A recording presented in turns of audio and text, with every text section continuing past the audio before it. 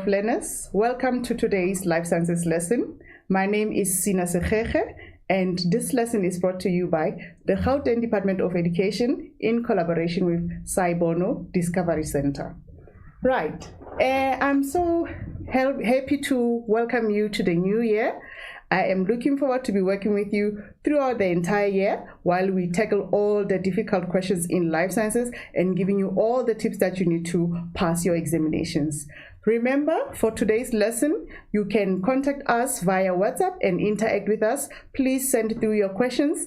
The number is 079 454 9535. I will repeat the WhatsApp number. It's 079 454 9535. Right, thank you so much. Then for today's lesson, we are going to be starting with the DNA code of life.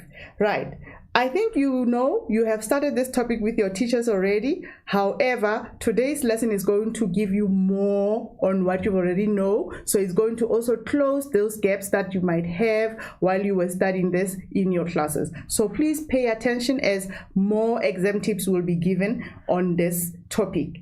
Right, you know that DNA code of life amounts to 27 marks of your total examination paper in paper 2. Please, how do you know this information? Where do I get the information that this DNA will be asked in paper 2 and it amounts to 27 marks? I know some of you have guessed it. You are correct. It is the exam guideline.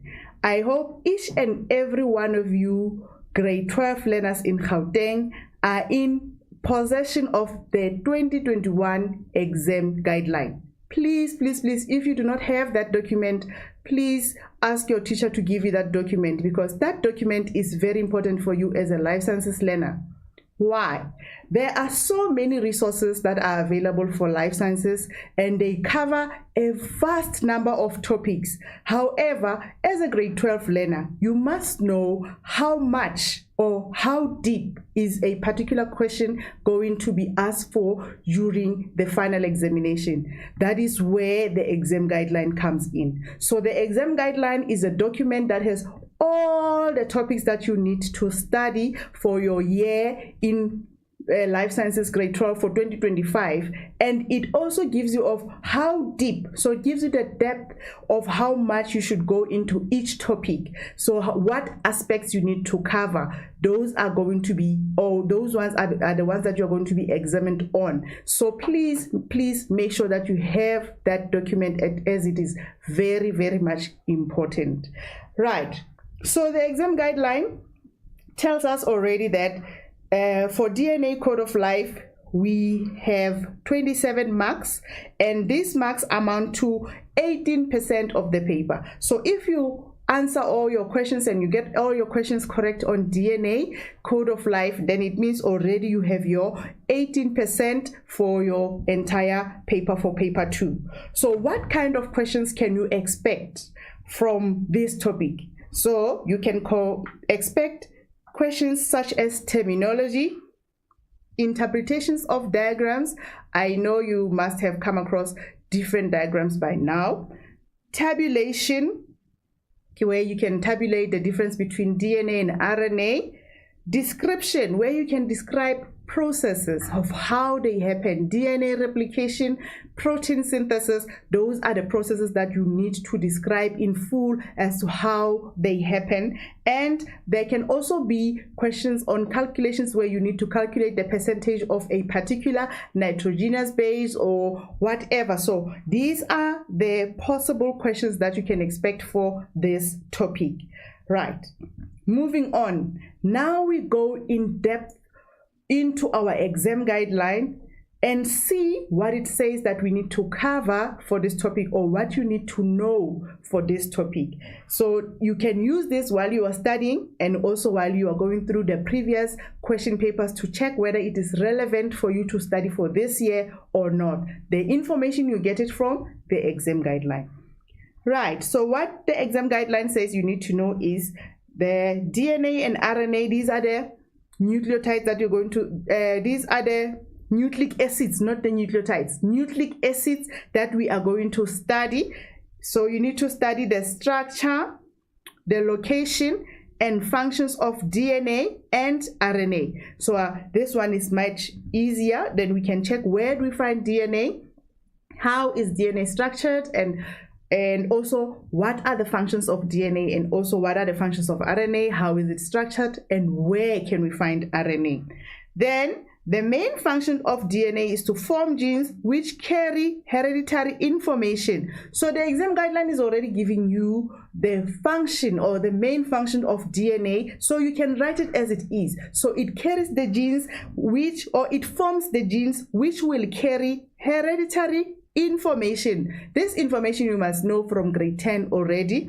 Then all DNA also contains the coded information for protein synthesis. It plays a very important role in protein synthesis. It carries that code that is going to form a protein later on. You will see when we do the process of protein synthesis how this function is performed. Then RNA also plays a role in protein synthesis. This is where we'll be talking about our ribosomal RNA, our tRNA and mRNA. Then you will see what role are they playing actively in protein synthesis as we discuss these processes later on. The first process that you need to know according to the exam guideline is DNA replication.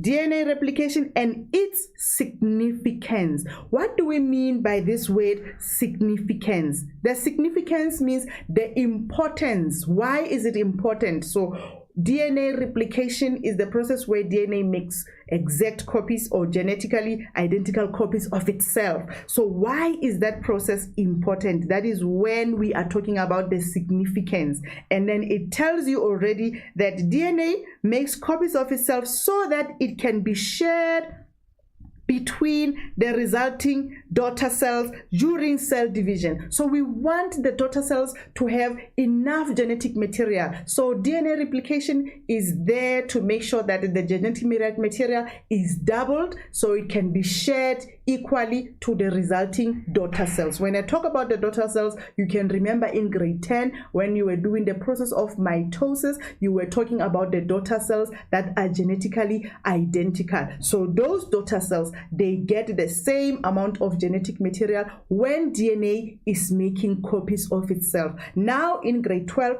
we explain it in a scientific term to say when it is making copies of itself like that, we call it DNA replication. So that is what you need to know. Then DNA profiling.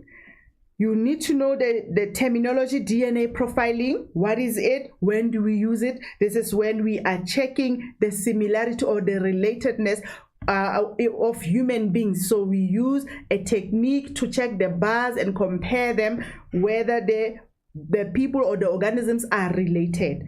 Then the uses of DNA profiling and interpretation of a DNA profile. So you must be able, when do we use DNA profiles, or where can we use DNA profiles in life, and how are you able to interpret a DNA profile when you are given a picture? So you must be able to use your ruler and interpret and tell us how the bars relate to one another, or what information can you give us or can you deduce from that profile. Right, now each person has a unique DNA profile. Then you will learn that once the bars are similar, or most bars are similar, then it means the people are related. However, each person has their own unique DNA profile. Unless you are talking about identical twins, those are the only exception where the DNA profiles will be the same. Right. Then a profile is represented as an arrangement of black bars representing the DNA fragment of a person. So hence I said to you, the profile is represented in black bars. You must be able to interpret using a ruler. You use a ruler when you compare your bars. You will see later on when we look at a profile. Then the last topic that you need to know under DNA, the code of life, is protein synthesis. Now this one is a new one to you. What is protein synthesis? It is the process by which proteins are made in each cell of an organism to form enzymes. Remember, grade 10, you were talking enzymes are proteins. Now, we want to see how these proteins are formed. Now, the process of protein synthesis will be the one that shows you how these proteins are formed that will later form enzymes. Then, they form enzymes, hormones, and the structures for the cells. Remember the phospholipids and all that. It forms all of that. Then that process of protein synthesis is divided into 2 stages. The first stage will be your transcription, and the second one will be translation. You need to be able to describe what is happening during the process of transcription, what is happening during the process of translation. But do not worry, we will get into that later on when we deal with this topic. So let us start. Where we start is, where is DNA found? Where do you find DNA? The location. If you remember a cell in grade 10, remember you have animal cell and plant cell. A cell will have many components. Remember, it will have many components, organelles, structures. It has a lot of things that are in there. But what I would like for you to remember in that cell, whether it is an animal cell or a plant cell, remember the structure that is called the nucleus. You remember the nucleus? The nucleus of the cell, we said this is the powerhouse of the cell. Remember that. The nucleus of the cells carries hereditary material. You remember that from grade 10. Now, this nucleus, it is found in almost every cell in your body, and it has a collection of DNA that is needed to make you, meaning you, your makeup, your genetic makeup, all the DNA is carried inside the nucleuses of every cell. So the best location to describe for DNA, where do you find DNA? You can say it is inside this whole cell here, which is called the nucleus. So I hope all of you remember the nucleus. If you can remember the structure, you have a nuclear membrane here, and you have the nucleoplasm. So the space between will be your nucleoplasm. Unlike the cytoplasm outside the nucleus, inside the nucleus, it is the nucleoplasm. That is your second structure. And then the core, in the core of a nucleus, you find a smaller nucleus, which we call the nucleolus. And then around the membrane, on the membrane, there are pores. These nucleopores, you must remember them as well, because they serve a function during protein synthesis. This is where your mRNA is going to move out, but that you will discuss later. But it is important for you to remember the structure of the nucleus, as most of the happenings or the processes of DNA are happening in the nucleus. So it is very important for you to remember the structure and know the labels. So the most important labels for you will be your nuclear membrane, the nuclear membrane, and remember the membrane has the pores, the nucleopores, and inside that space filling in the nucleus is called the nucleoplasm. That space also is important because that is where you find your free floating nucleotides. So they can be nucleotides of RNA or nucleotides of DNA, but we will talk about that when we do the processes. But the space is important, and also the nucleolus. So those are the most important parts that you need to remember. Now, the nucleus has a set of chromosomes. So what is inside? You see here, there's a network. So we can call it a network. A network of chromosomes, which is called the chromatin network. If you remember that chromatin network, it has chromosomes that carries the genes. So on a segment of these particular chromosomes, you find DNA. Now, the genes, which are segments of DNA. So on a particular chromosomes, let's say here, you find this particular segment. Let me color it like this so you can see.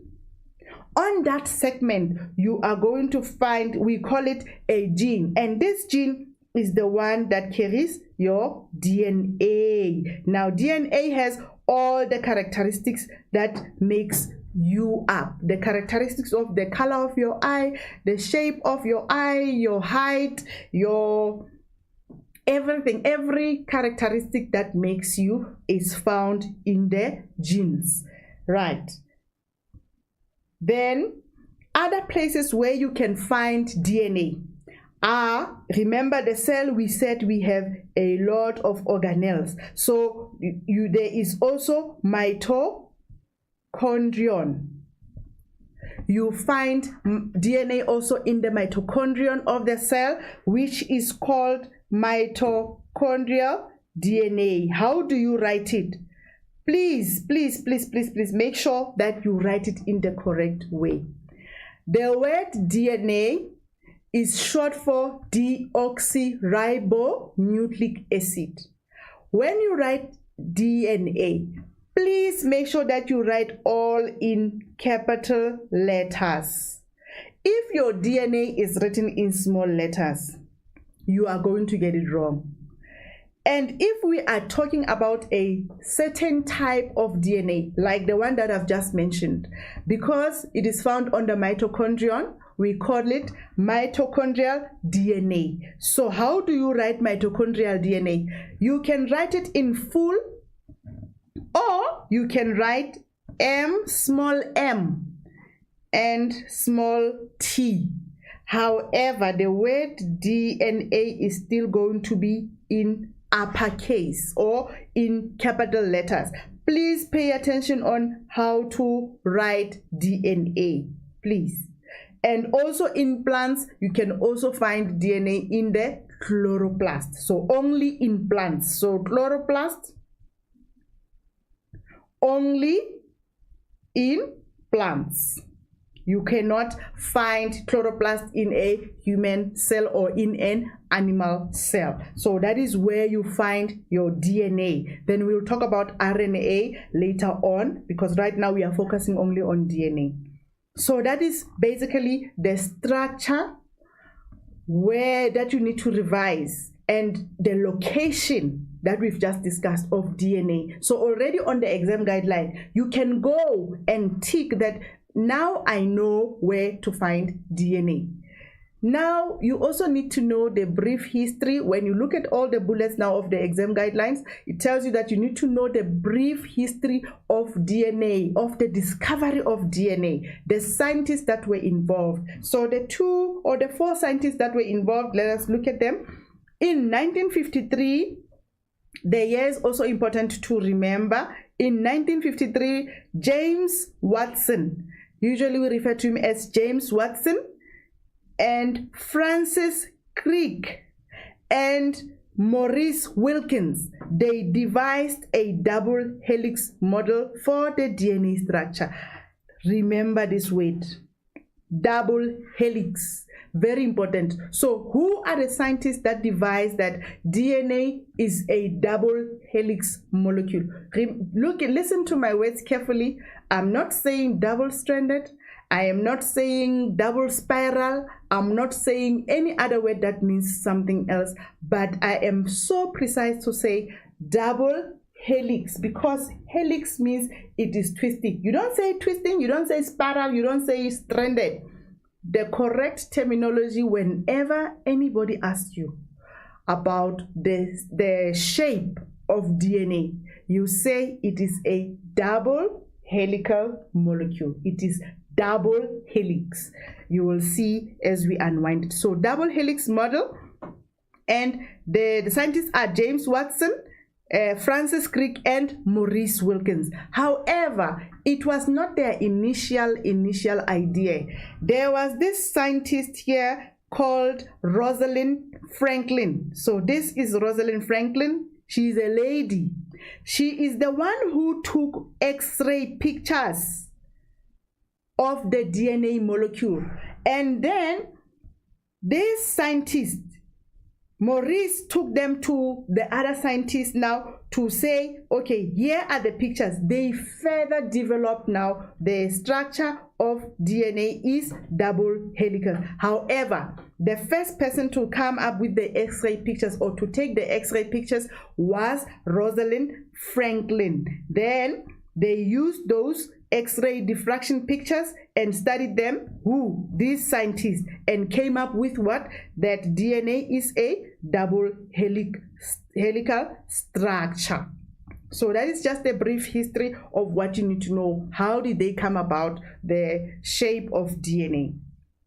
Then let us look at the structure now. How is DNA structured? The DNA, remember it says you need to know the location, the structure, and the function. So we've done the location, we've done the brief history. Now we are looking at the structure. How is this DNA structured? The DNA consists of 2 strands. Why do we call strand? Look at here. This is strand number 1. This is strand number 2. So strand 1, strand 2, those are the 2 strands. However, those strands are not standing like that. They are arranged in a ladder-like structure called a double helix. You see, double helix is written in red.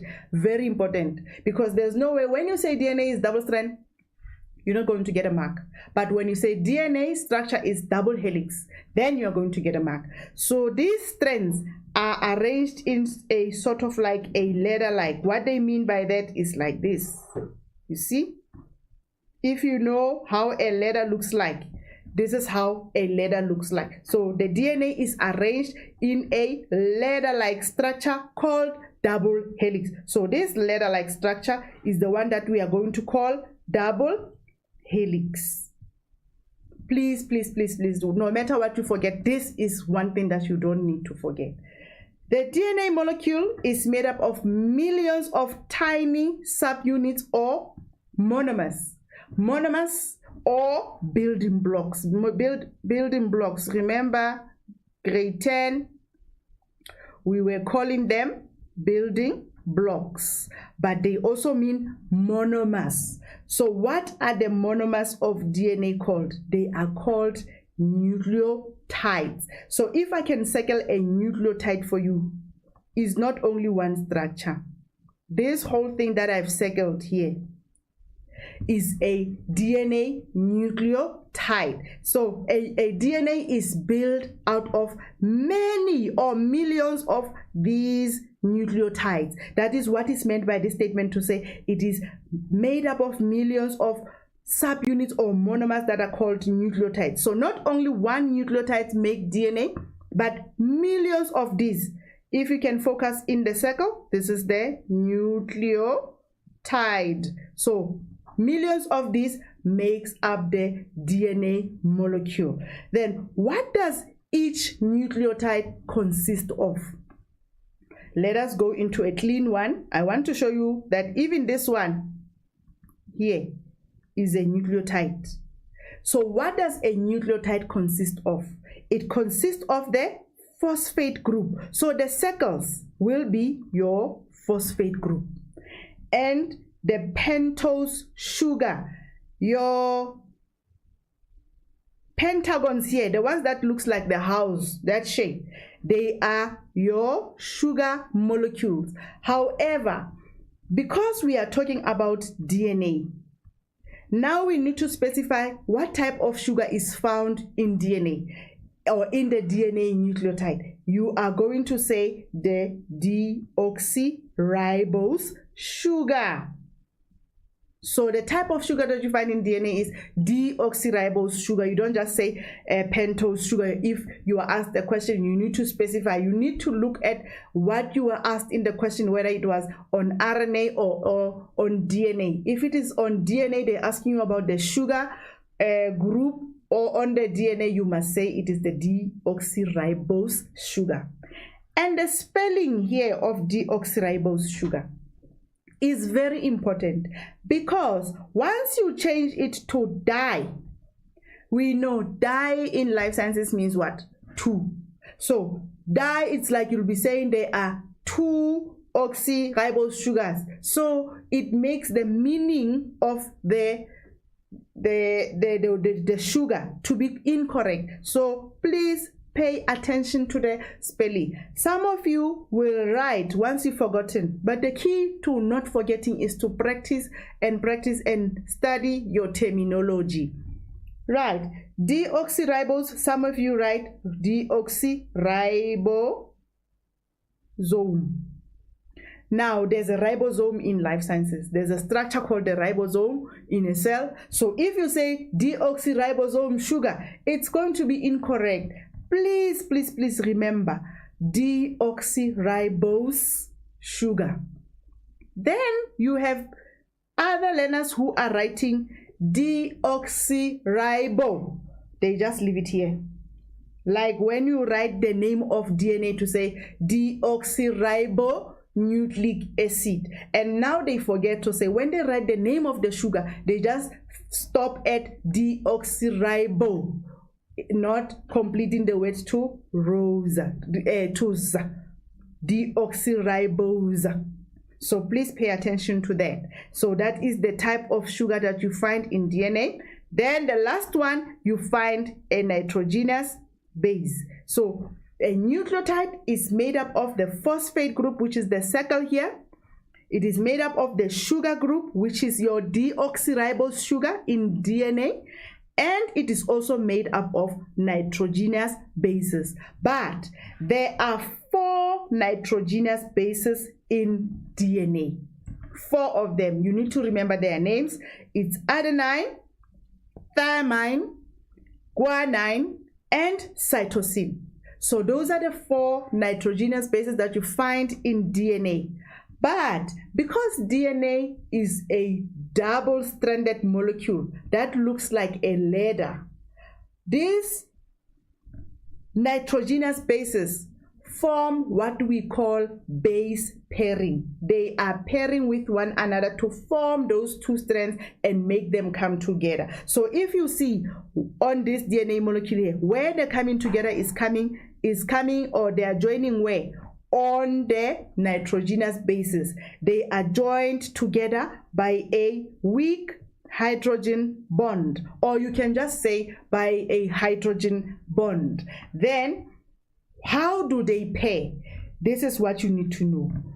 A pairs with T and C pairs with G. Always A pairs with T, C pairs with G. The shapes, they do not matter. They do not give you the type of nitrogenous base. But when you do DNA replication, you must work out which nitrogenous base is which, but without looking at the shape. The shape does not give you the type of a nitrogenous base. Right, moving on. We come now to RNA. I hope now all of you know how to draw a structure of a DNA molecule with its nucleotides and then add the nitrogenous base joined by a hydrogen bond. Now we come to the structure of RNA. So RNA is the ribonucleic acid. So if you don't know what RNA stands for ribonucleic acid. Remember when I started, I said we are going to study the nucleic acids, DNA and RNA. So RNA is the ribonucleic acid. Also here, it's not the ribose nucleic acid, just ribo. Then this also tells you something, but we'll talk about it later on. So how is the structure of RNA? RNA is single-stranded. Unlike DNA, we found that DNA is double-stranded, but RNA is single-stranded. When you are asked to tabulate the differences between DNA and RNA, you already have the first difference. The first difference is that DNA is double-stranded and RNA is single-stranded. So you can see here, you only have 1 strand. Remember, for DNA, I had written 1 and 2. But for RNA, it's only 1 strand. So this strand, RNA, is also made up of nucleotides. So RNA also made up of nucleotides. If we can check a nucleotide of an RNA, remember nucleotides consists of three things all the time. Three things. You have your phosphate group, your sugar group, and your nitrogenous base. Now, the sugar here in RNA is different. The sugar is the ribose sugar. It is no longer, what is this? I want to write it here. It is the ribose sugar. Remember in DNA we said it is deoxyribose sugar.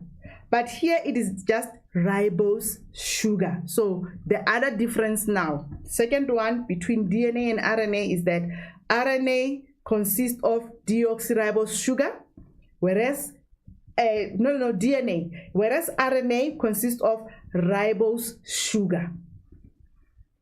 Right, so that is the second one. Now let's come to here is the sugar. Here is the sugar, the phosphate group, the nitrogenous bases.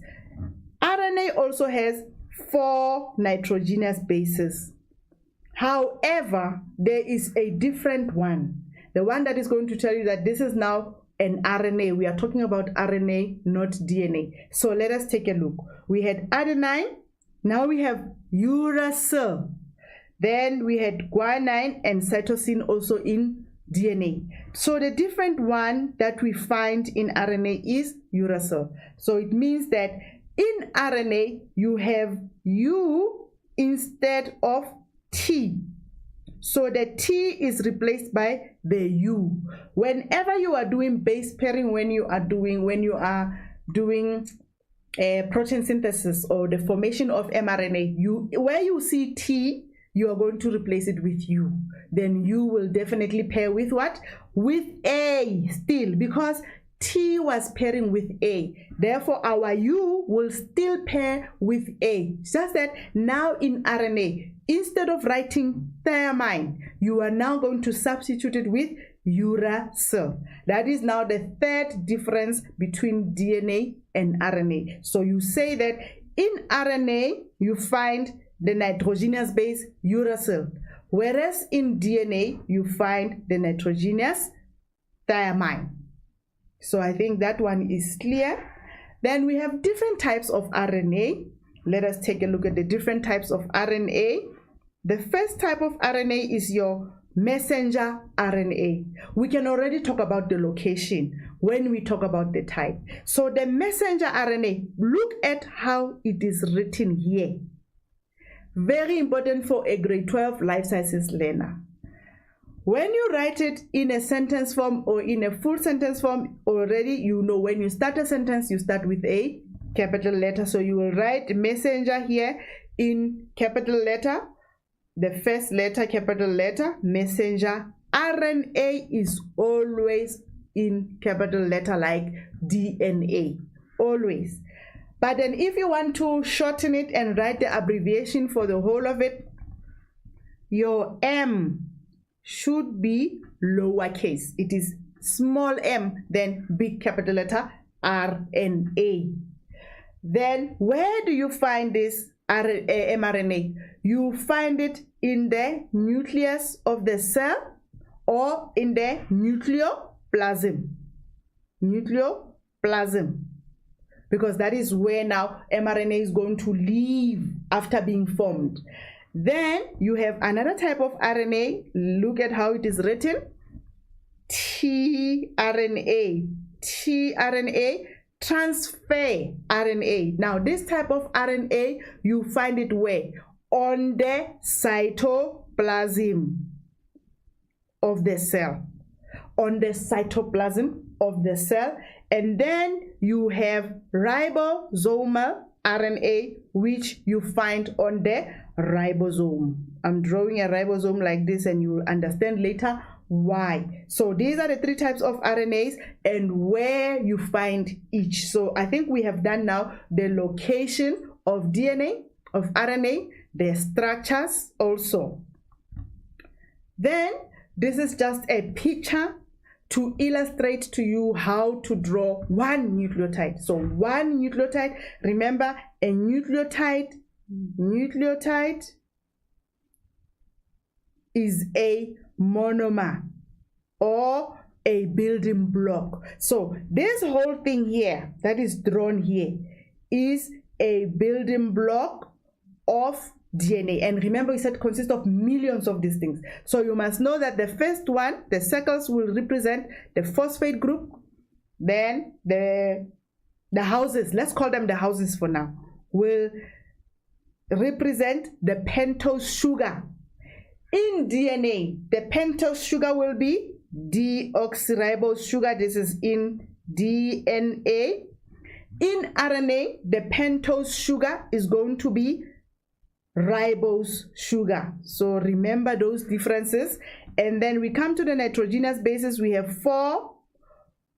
1, 2, 3, 4. Guanine, still the same in DNA and RNA. Cytosine, same. Adenine, same. But thymine only in DNA. Uracil in RNA. So that is just to remind you of a nucleotide, what a nucleotide consists of. So the collective name for all of these is called a nucleotide, right? Then you come to the process of DNA replication. They said you need to know how DNA makes copies of itself. So the process of DNA replication is the process whereby DNA is making exact copies of itself.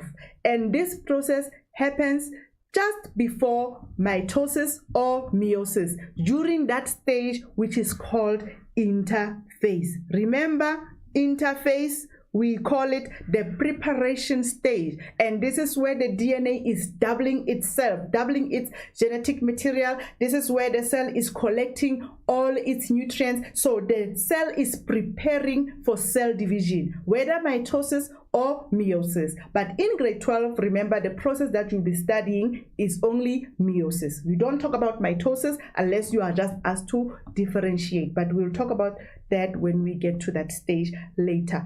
But what you need to know about DNA replication is that it is the DNA doubling its genetic material and preparing it for cell division so that it can be shared equally amongst the daughter cells, or the cells that are going to be formed after cell division.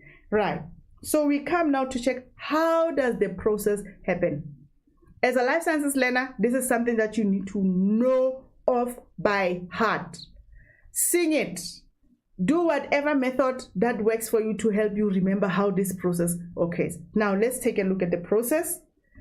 And the writing, the terminology of how you write this is very important as well. So please take note of how to write this.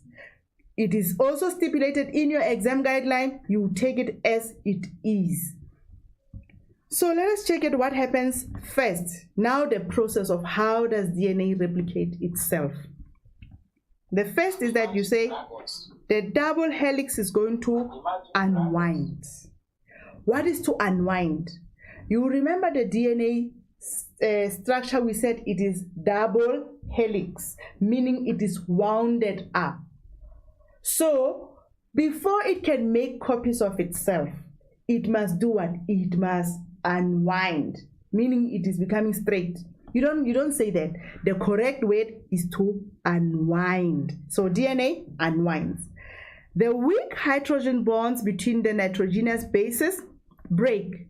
Now you imagine it in your mind. It was wounded, now it is unwounded. So it has unwinded. Everything is here. Now, because the nitrogenous bases are joined together by a hydrogen bond, they are now going to do what? The weak hydrogen bond here is going to break. When it breaks, the two DNA strands, very important, two DNA strands are going to unzip. So here for number 2, take a look at it. When you say the weak hydrogen bonds are going to break, and then the DNA is going to be unzipped, it's only 1 mark. So if you wrote the hydrogen bonds are going to break, 1 mark. Or if you wrote the DNA strands are going to unzip, just 1 mark. So you will get either one of those that you've written. So after, make it make sense to you. It has unwinded, the weak hydrogen bonds are breaking. once they are breaking, or it is unzipping, you see when it breaks, it is unzipping. So when it unzips, what's going to happen? What do you have here? You have two things. What do we call these two things? Now, each original strand, these were original strands, right? Each original strand serves as a template which the complement is going to be built. Now, this strand here, where I'm drawing, and this strand here, they just formed when? After unzipping. So now they are forming, or they are serving as a template. What do we mean by template? They are now open. They have their nitrogenous bases attached. So if I can draw something here like this, it has unzipped, but it has its nitrogenous bases there, but they are open or exposed. When they are exposed, it means what? Something can come and attach there, or another nitrogenous base can come and attach there. So let's write the name so we can see it happening actually. So we can write our A, C, G, T. A pairs with what? With T. C pairs with G. G pairs with C. And then the last T will pair with what? With A. So all of these are now open. They are serving as template. So this will be your template. I want it to make sense to you. Template. Now, free DNA, very important. You don't just say free nucleotides. Say free DNA nucleotides. Build a DNA strand onto each original 2 DNA strands by attaching to their complementary, you're going to get a mark for that, nitrogenous bases. What do you mean by that? You mean that there are free floating A's and T's and C's and G's all around the nucleoplasm. Remember, everything is happening in the nucleus. Now, because these templates have exposed the C's and the G's and the what? Those DNA nucleotides that are free floating, the P's, the sugars, and the T, the A, the C, the G, what is going to happen? They are going to come and form a complementary pair, meaning if there's an A that is just floating around, this A will come and do what? And match with this T. If there's a C that is just floating around, it will come and complement what? This G, because this G is the one that is open. You see? So this is what is meant by statement number 4. Then the result is going to be 2 identical DNA molecules. Why are they identical? Let us take a look at this template, the first template. The first template there was T, G, C, A. It is going to be what? It is going to form with A, C, G, T. Now, is this not what you have here originally when you combine these two? It is the same. You see, A with this T, this A with this T, the second C with G, you have the C with the G. So you see, it has formed an identical DNA molecule. Now, each molecule consists of 1 original strand, you see, one original strand, which is the first one here, and a new strand. This is the new one. So here, this will be the original,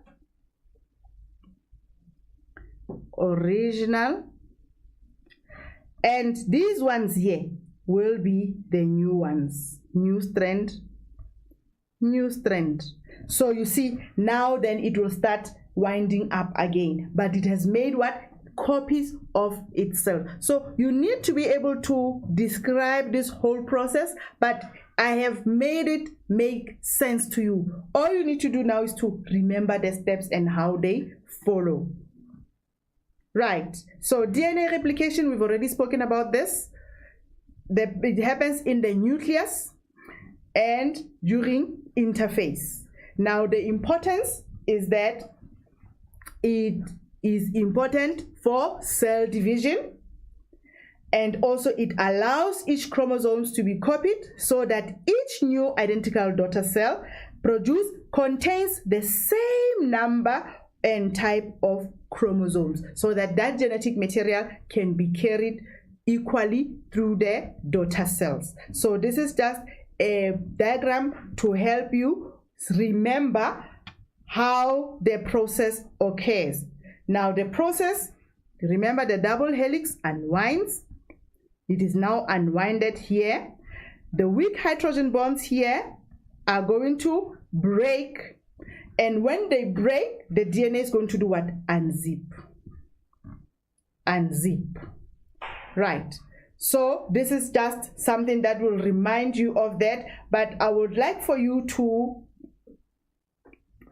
go through this activity. So I'm going to give you, let me see, 3 minutes for you to go through this activity with everything that we have discussed about DNA.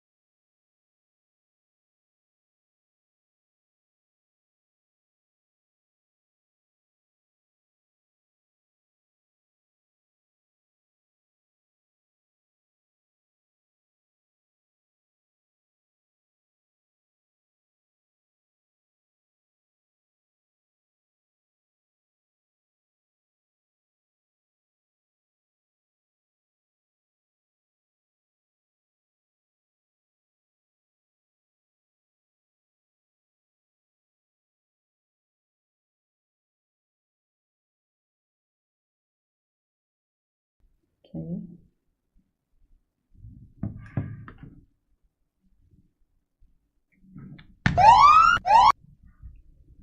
Right. I hope you had a thrill answering this question. It was just a breeze for you because we've discussed everything here. So let us take a look at the question. Remember, when you are studying, you can also refer to the previous question papers. However, you do not study the question papers because the questions come out differently. You need to study the content to make sure that you are ready for any type of question that you can be asked. So what is asked this year may not necessarily be what is asked the following year. Please make sure that when you study the question papers, you are just applying the knowledge and you are practicing. You are not studying it as something that needs to be studied, but you are studying your notes. Right. The diagram below represents part of a DNA molecule. Very important. Every time before you start anything in life sciences, the skill is take out your pencil, label. So you label. You don't go to the questions. You read the stem. You read the stem first and check what is there, what is given there. And then you come to label. I want to see all of you life sciences learners doing this in Gauteng, please. You must label before you even go to the question. So what do you think is happening here? What do you have here? You must remind yourself what is Z, what is Y, and you were told that this is a DNA molecule. What is X? What is W? And you see here we have strand 1 and strand 2. Then it goes to tell you that, okay, this is DNA because it has 2 strands, but they are now unwinded. So the first question now, after you have labeled, you come and look at the questions. The first question says that identify the, look at the question also. It gives you what it is asking you for.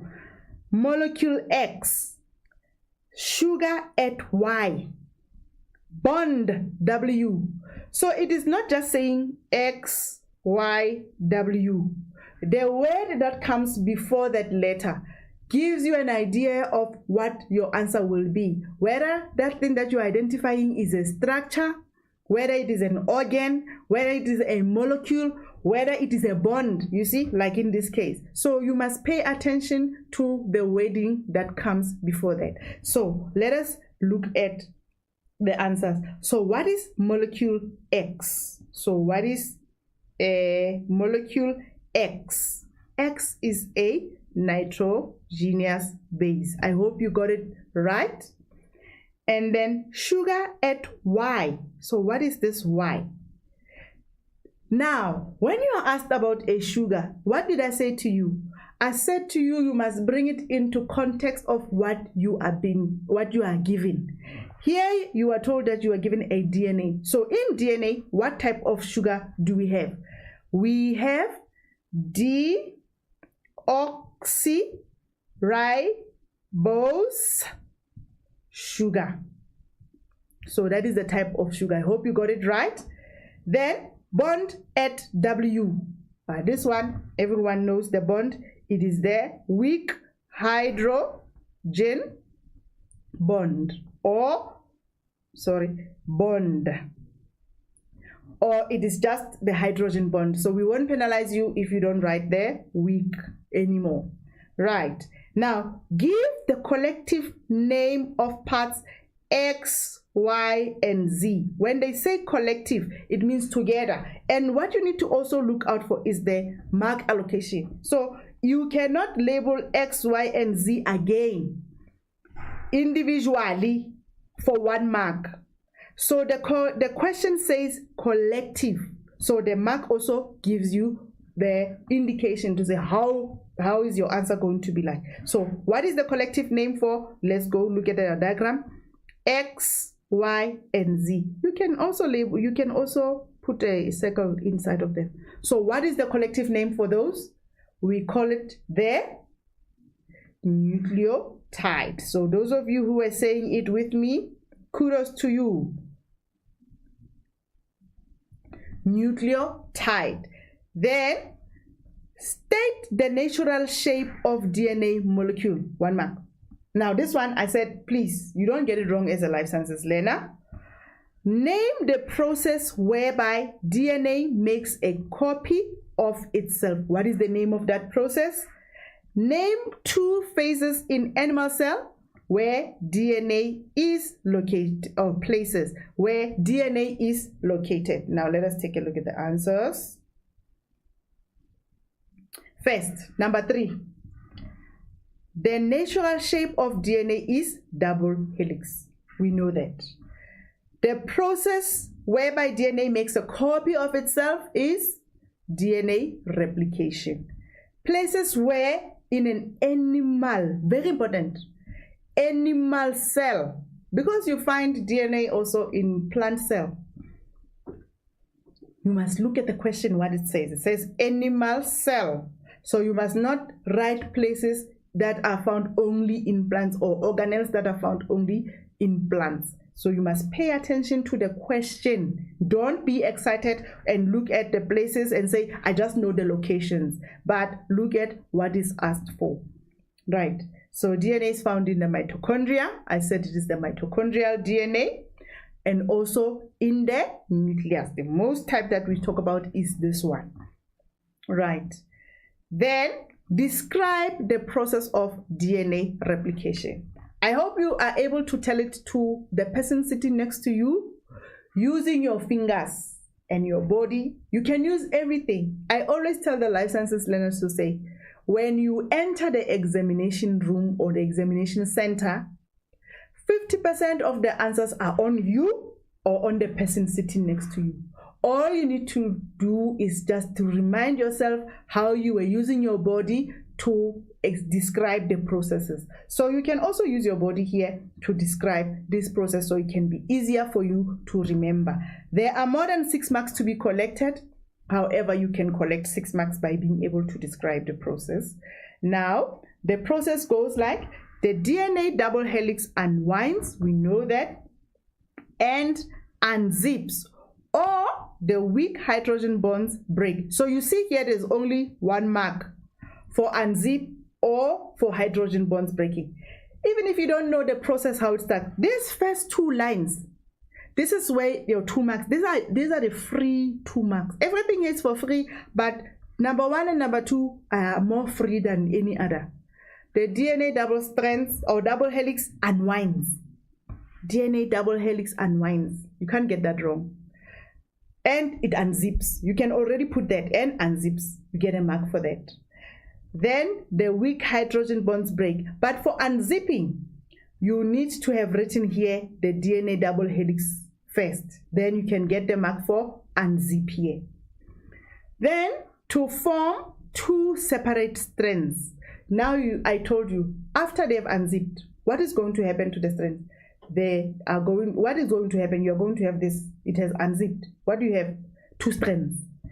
Right, both strands serves as a template. What is the function of having these 2 strands? Both strands serves as a template. What is this template for? You must ask your questions or leading questions before. The templates are to build a complementary DNA strand. You see, now you are simplifying it for yourself. What do you mean? A is going to pair with T, and C is going to pair with G. So that is complementary. Once you have explained A pairs with T and C pairs with G, that is what you mean by saying complementary. Now, how does it form this complementary, or what does it use to form those complementary? Is the question that you ask yourself to lead yourself to the next answer. It is using free DNA nucleotide. I said to you this word here before, this nucleotide is very important because you don't only find DNA nucleotides in the cytoplasm, there are also RNA nucleotides. But because this is DNA replication, you must specify that you find DNA nucleotides to form those in the nucleoplasm. Now this will result in 2 identical DNA molecules. So you see, you can get your 6 marks there. You have explained the process of DNA replication. Now we come to DNA profiling. What is DNA profiling? This is a technique that is used to identify the sequence of bases. Please take this definition as it is. It is the technique that is used to identify the sequence of bases. We spoke about the bases in DNA. We said there are nitrogenous bases, adenine, cytosine, guanine, what? Now, how are they arranged in your genetic makeup? They are arranged differently from person to person. Hence, no two people share the same DNA profile unless they are genetically identical twins. So that one is very important to also keep in mind. So the technique that they use to identify that sequence of those nitrogenous bases in each person is called DNA profiling. Now, the nucleotides are separated from each other in the order that they are found in a DNA strand. So that sequence, those nucleotides will be separate in the order in which they appear. So how will they appear to a person who is studying them? They are going to appear as dark bands. So if you look on this diagram here on the right, you already see the dark bands. So now these dark bands, you know what they represent. They represent what? The bases. So you see, they represent the bases or the nucleotides. So they represent the nucleotide together as they are. So DNA profiling is different from fingerprints. Remember, fingerprints are those ones that you find on your fingerprints, these ones. Each person has their own unique fingerprints as well. However, with DNA profiling, you go inside to check the sequence of those nitrogenous bases and separate the nucleotides and arrange them according to the sequence in which they appear. So that one is also unique from person to person, and it is not the same as DNA fingerprinting, or it is not the same as fingerprints. Yes. So if you take a look at this diagram here, this diagram is a diagram that is showing you the profile that was found at a crime scene. So remember, when it is like this, when you get a picture like this, we call it a DNA profile. Please take note. It's a profile because it is the one that is telling us about the profile or what we found. So the profiling is a technique, is the method, is the how. But the profile is the information now that is in front of you. So this is the profile that was found at a crime scene. So you want to compare it with the profiles of the different people that you suspect that they may have committed a particular crime. So it also gives you one use. Remember, we said you need to know the uses of DNA profiling according to the exam guideline. So this gives you when can we use a DNA profile or a DNA profiling. We can use it in solving crimes or helping to solve crimes. So let's say here the police have found a DNA sample. Remember, a DNA sample can be from blood, hair, nails, all these things that have DNA, saliva, cigarette from the cigarette butt, whatever that can be found to extract the DNA.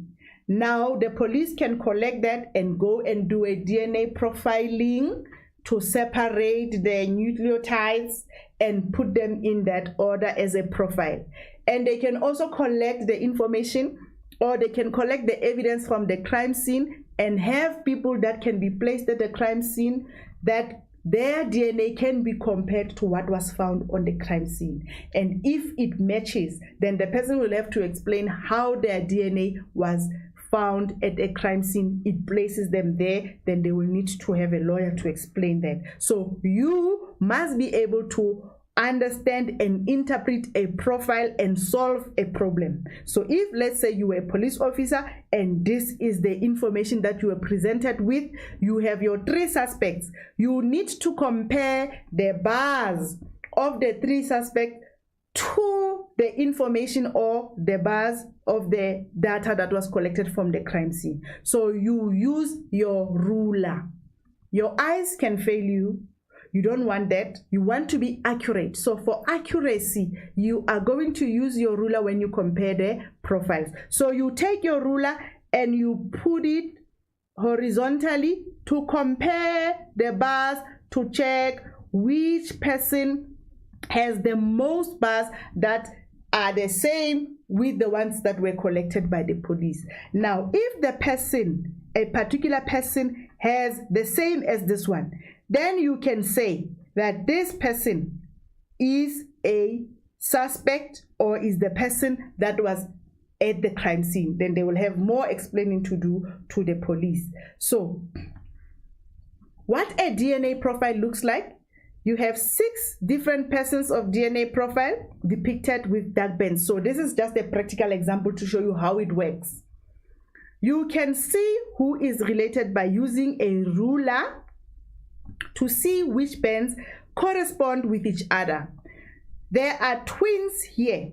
So in this profile, we are told that they are twins, but we don't know which people are twins here. Can you see who the twins are? So let us take a look at our profile. You check now. I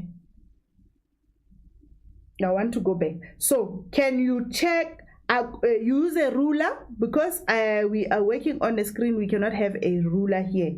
You use a ruler to compare the bands. So which ones do you see that are more similar? Are similar. So you must use your ruler. Check. This one, you have it here, you have it there. This one you don't have on these two, but you have it there. This one it is common here. This one is common here. These ones are common here. These ones are also common. These ones are common. These ones are also common. So what does that tell you? It tells you that person C and person F are our twins.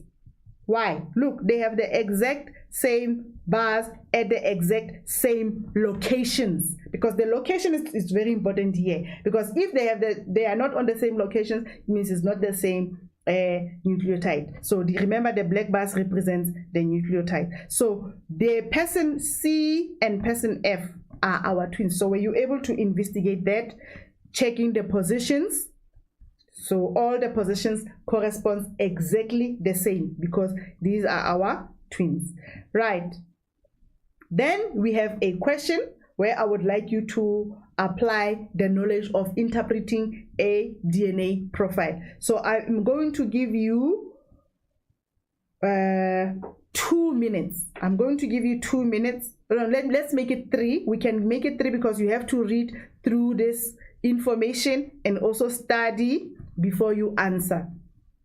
So I'm going to give you 3 minutes to tackle this activity. 3 minutes, you may start.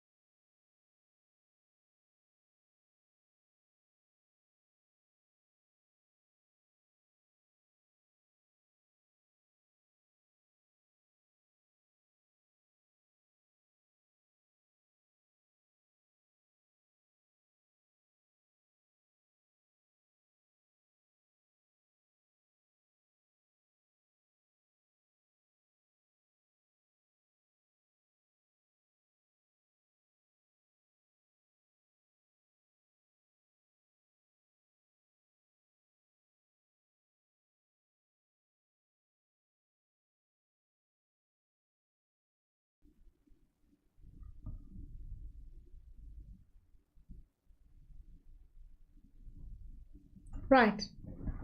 I hope you also had a thrill with this one. So today we are just warming up. We are starting with the nice, lovely ones that will help you to understand, and I'm expecting full marks here.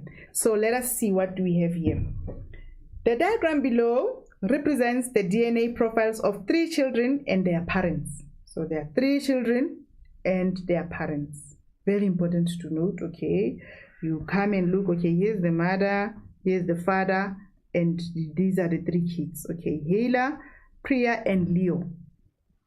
Only 2 of the children are their biological children, and 1 is adopted. So now you know, okay, only 2 are related to the mother and the father. 1, their DNA profile will not be the same or similar to the mother or the father because they are not related by blood. Biologically, they say biologically, but they are related through adoption. So the question says, identify the 2 biological children. So what are you going to use here? I said to you what is key is the ruler. So you check mother and father, meaning what is your expectation here? You expect the kids to have similar bars with the mother and the father.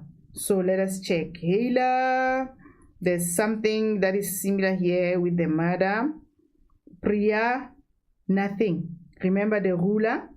Leo, not with the mother. Okay, we can check with the, yes, with the mother. You see, I'm struggling because I'm not using a ruler. And there are some of you who are left-handed and you turn the book this way and you write, so that might disadvantage you, or some of you who turn the booklet this way. So using a ruler will always help you at all times, no matter the direction of where the profiles are facing. Right, so we've already established that Hela and Leo have 1 bar that is similar to the father. Right, then we come down, mother has this, no one, mother has this one. It is similar to Leo. Okay, we can say that this one is similar to Leo. So you study all of them. You don't just use your eyes and just scan through it. No, you want to be accurate. Then you come to this one. It must be in the same position. You check which child has nobody. Nobody. Here the father. Nobody. Then this one, the mother. Let's check. Is there a child who shares that? Yes. The child is no. Let's check the position correctly. No. Then you find this one. This one is most obvious. The father shares with this one. Also here, they are on the same low key. Then this one, mother, there's nothing there. This one, there's this one child here with the father. Then this one here at the bottom, this child, the mother, and this one. So already you can see which are the most that meshes with the mother and the father. You have Leo and Hela. Let's check if we are correct. Hela and Leo. So Hela and Leo are our 2 biological, or are the 2 biological children to this father and mother. Explain your answer to question 1. Why do you say these ones are the 2 biological children? So you must be able to write it. Why? So this is how you write it. You must say all of the DNA bands from Hela and Leo match with the DNA bands of the mother and the father. So all of these found a match somewhere between the mother and the father, and all of Hela's found a match. Oh, there was this one that we missed here. The first one found a match between the mother and the father. So all of their bars, they match either with the mother or the father. So you see, they are somewhere between those 2 people. Hence, they are the biological children. Or you can decide to talk about Priya. Priya, you can say none of these bands, you see, hairs are just in the middle of nowhere compared to where the positions of the mother and the father are. So you can say none of the bands from Priya match with the DNA bands of the mother and the father. So none of hers, none of them, not even one, matches with the DNA bands of the mother and the father. So which makes her to be the one child that was adopted. But we love adopted kids as well. It's just the DNA is not the same.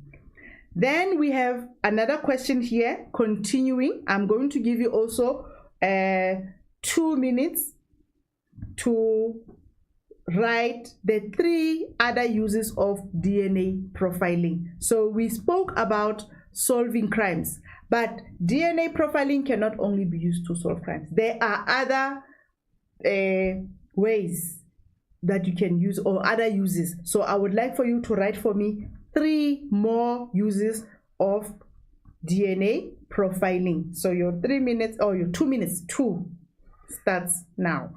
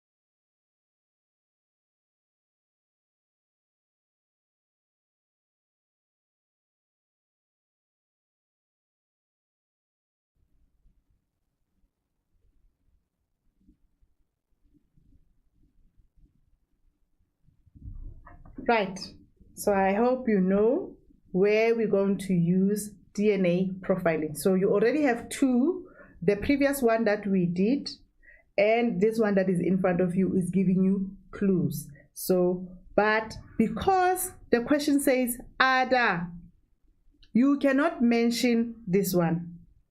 Why? Because it's already given. So you cannot mention that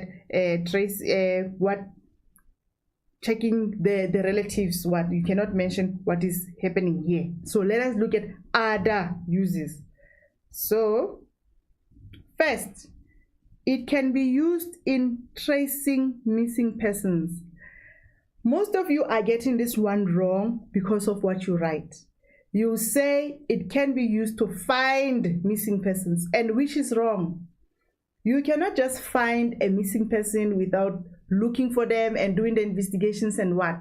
So once the person is found and suspected to be related to someone, a DNA profile needs to be taken to trace the relatedness. So that's when it comes in. So it traces the relation between missing person, or for missing persons. So you don't say it finds missing persons, or it is used to find missing persons, because it is not the police.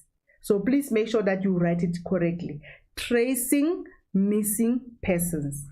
And it is also used for the identification of genetic disorders. Also, it is not used to solve genetic disorders or to cure genetic disorders.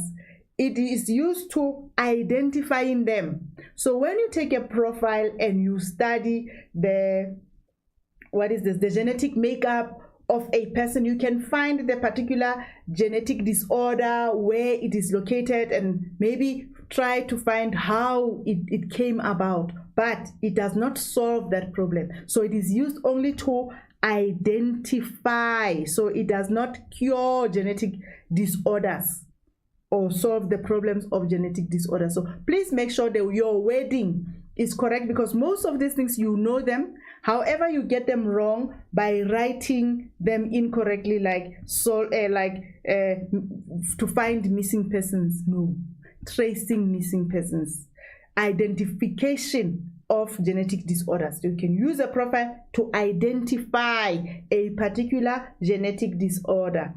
Then it is also used in the identification of suspects in a crime. So is it solving a crime? No. The crime needs to be solved later in court, in whatever, where the person, now the evidence used against him will be more, they will not be able to be free.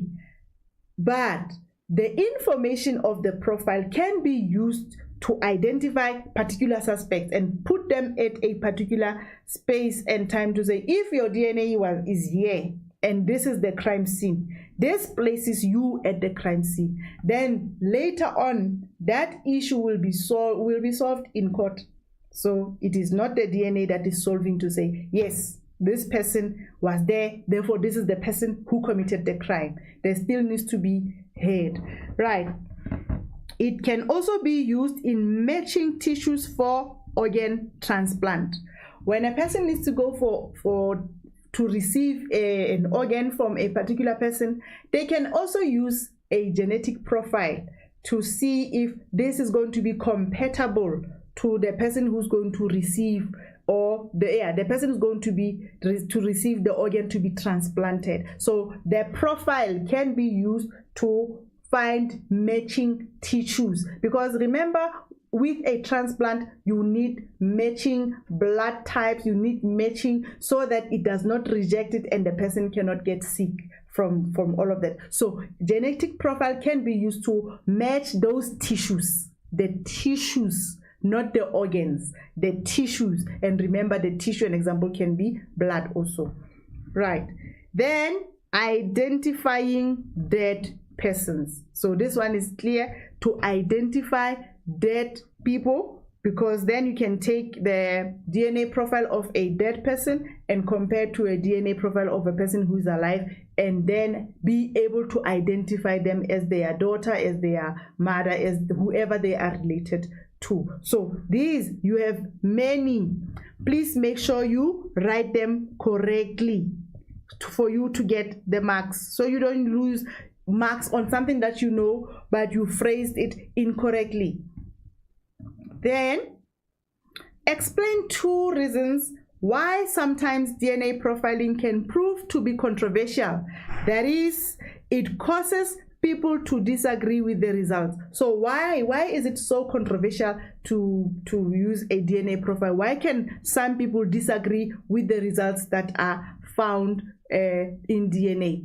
Let's say, for an example, a father, and then they take the DNA and say, this is your child, and the father says, no, I refuse, even if the DNA says 99.9%. Then what is it that can make a person to say, no, but no, this DNA is lying? So I want you to give me those reasons. I'm just going to give you 1 minute to discuss with the person sitting next to you about the controversial issues around DNA profiling.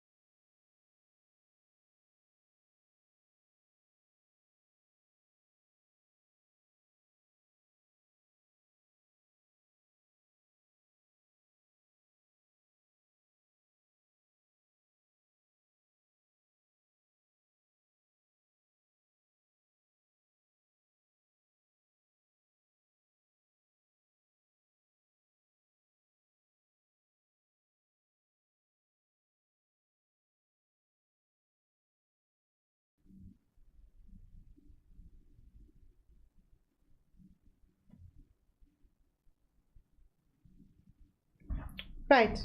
So I think you've discussed funny things or funny stories from what you've seen on television around people that may disagree with the results of a DNA profile. So some of those reasons include, number one, DNA samples may be planted. I know, there are those sinister people that you cannot trust. So even if they give you a DNA profile, you doubt that, is this really my DNA sample that I've given, or is it something that was taken and implanted there, or did someone just drew my blood and go plant at the crime scene, or did they just take the blood and my blood and plant it in the lab where now it's going to make? So you see, people can question. A person can be framed. Remember, there are sinister people around. So if they want you to be arrested for something that you did not do, they can go and plant your DNA sample at a crime scene. And therefore, if you were framed in that way, you can also dispute to say, this is not my DNA. So it can be controversial in that way. Another one is the human error. We know who does not make a mistake. There may be human error while labeling the samples or labeling the vials in the lab. So it can lead to false results, or small amount of DNA is analyzed, therefore not necessarily unique to an individual. So sometimes the collection of the sample may not be large enough in such a way that it can give a whole big profile. So it can give just a short profile that can be similar to someone else. So that can be associated with human error. And also some of these testings are done in private labs. So testing standards can also be questioned to say, what are the standards and the procedures that you follow when you are testing for a DNA or when you are doing DNA profiling? So people can question things around that to say, but what standard or what is the standard procedure that you follow, and what it does not have any room for human errors. So you see, people can question around that. And also the invasion of privacy. People can say, you are now revealing my profile, and this profile will show that I am so and so, or I am related to so and so, and which information I do not want to disclose, or I don't want people to know. So, or it can also reveal information such as the diseases that you are carrying, which you did not even want to know. So they are invading your privacy and will be giving you information of things that you did not even want to know on your profile. So you can go crazy with this one. I know most of you, when you were doing grade 11, you were watching reality shows. They were talking more about DNA. However, in grade 12, no TV for you. Please, you do not watch TV, you just study. Now remember, we spoke about the 3 types of RNA. This will form the basis of the next lesson. Your next lesson will be on protein synthesis. When you are doing protein synthesis, you'll be talking more about RNA, and there are different types. We spoke about the mRNA, tRNA, and RNA. So what is these types of RNA? mRNA is made up of many bases arranged in triplets called codons. So if mRNA has this A, U, G, A, C, A, 1. So you see, they are arranged in triplets. So these triplets are called codons when they are on mRNA. Now it acts as a template for protein synthesis. Remember, when we say something acts as a template, it is open. It is open like this, open with nitrogenous bases to come and form a complement of something. So it acts as a template for protein synthesis, or for the formation of proteins. And then it has the same sequence of bases as DNA strand that has the gene sequence. So it is copied from the DNA itself. Right. And then we have another type of RNA, which is tRNA, transfer RNA. The bases are arranged in triplets called anticodons. So the triplets on tRNA will be your A, it can be C, G, or it can be G, U, G. Those triplets on RNA, on tRNA, are called anticodons. And anticodons are complementary to the codons of mRNA. So anticodons will come and complement the codons on mRNA. Anticodon, codon, anticodon, codon. You will see this process when you are studying protein synthesis. Now, each tRNA codes for a specific amino acid. Now, tRNA, we draw it like this, mostly. Then it has 3 A, C, G. Then on top of each tRNA here, there will be an amino acid. So what is meant by this statement is that each tRNA codes for a different amino acid. So this tRNA, when it comes to join the codons on mRNA, it will be bringing this specific amino acid. So each different tRNA will be bringing each different amino acid to form that chain. So you will learn about that next week when we meet. Don't worry. Now, anticodons are complementary to the codons. So this is what we spoke about. Anticodon, codon, anticodon, codon. Then RNA, it is an integral part of the ribosome, the organelle. So the ribosome, we represent it like this, something that looks like a potato like this. This is where mRNA is going to attach. So it is responsible for protein synthesis. So you find it there on the ribosome. So all of this information will be crucial in you understanding the process of protein synthesis. So I would like to say for today, we've come to the end of our lesson, and I am looking forward to working with you and looking into all other aspects of life sciences. Please make sure that you go through your exam guideline and you study, you use all the resources that your teacher gives you to study for life sciences. You have a lot of resources. Please ask guidance from your teacher on how to use those resources. And thank you so much for watching today's lesson. Until we meet again, thank you.